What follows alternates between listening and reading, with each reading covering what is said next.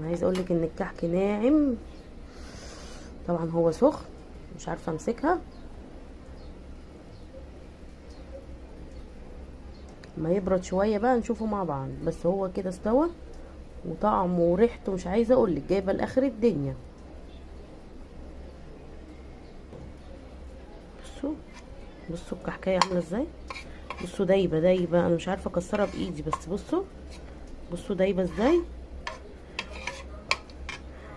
اهو. بس هي الكحكايه سخنه قوي عشان كده انا عماله اكسرها لكم بالمعلقه. بصوا كحكايه دايبه دوب، واللي متغاظ مننا يعمل زينا.